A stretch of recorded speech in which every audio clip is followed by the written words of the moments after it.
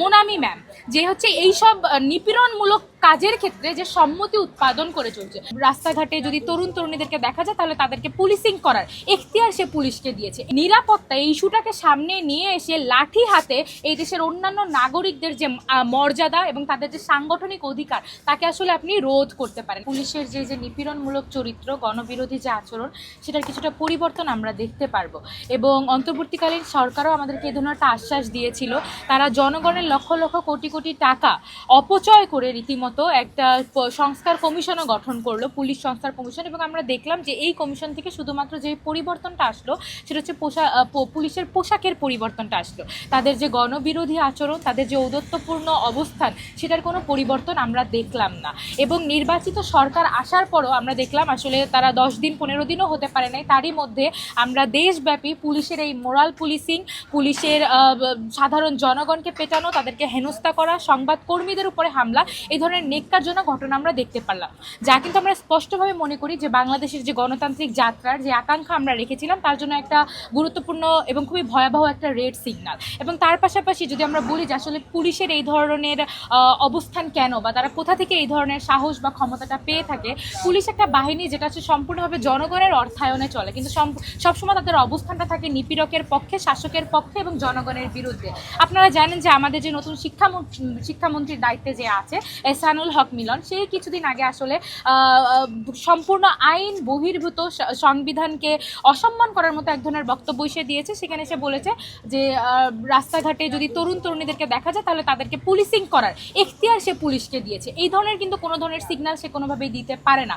কোনো বৈধ এলাকায় একজন নাগরিক কখন ঘুরছে, কিভাবে ঘুরছে, কেন সেই পথ ব্যবহার করছে, এই ধরনের কোনো জিজ্ঞাসাবাদ কিন্তু পুলিশ করতে পারে না। এটা সম্পূর্ণভাবে সংবিধানের সাথে সাংঘর্ষিক একটা ব্যাপার। কিন্তু আমরা দেখছি যে তার এই ধরনের সিগন্যালের মাধ্যমেই কিন্তু প্রতিনিয়ত নাগরিকদের যে আত্মমর্যাদা তাকে হনন করার এক ধরনের এখতিয়ার পুলিশ পেয়ে বসেছে। এবং তার পাশাপাশি আমি আরও একটা জিনিস বলবো যে আপনারা জানেন যে জুলাইয়ের পরবর্তী সময় যারা কখনো দীর্ঘ 15 বছর ধরে 16 বছর ধরে ফ্যাসিবাদ বিরোধী কোনো আন্দোলনের সাথে যুক্ত ছিল না, এই ধরনের নানা ইনস্টিটিউশন, এই ধরনের নানা নেতাদের নতুনভাবে আবির্ভাব ঘটেছিল। তার মধ্যে একটা গুরুত্বপূর্ণ হচ্ছে যে আমাদের ডাকসুর বর্তমানে যে সদস্যরা আছে, যে নেতারা আছে তারা।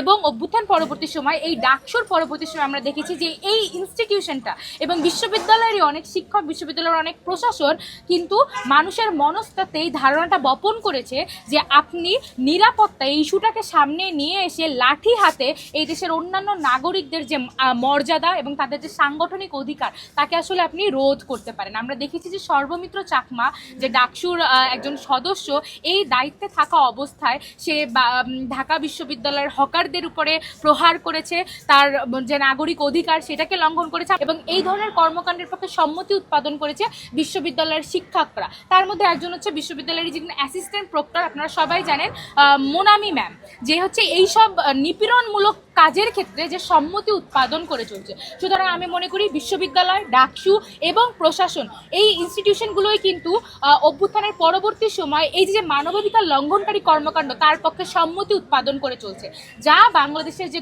গণতান্ত্রিক যাত্রা তার জন্য খুবই ভয়াবহ একটা ইঙ্গিত বহন করে চলছে। মিল্ক ক্রিম আর এক্সাইটিং ফ্রুট ফ্লেভারে তৈরি হুররে ওয়েফারের মাঞ্চি টেস্টে আপনিও বলবেন টেনশন দূর রে, হয়ে যাক হুররে।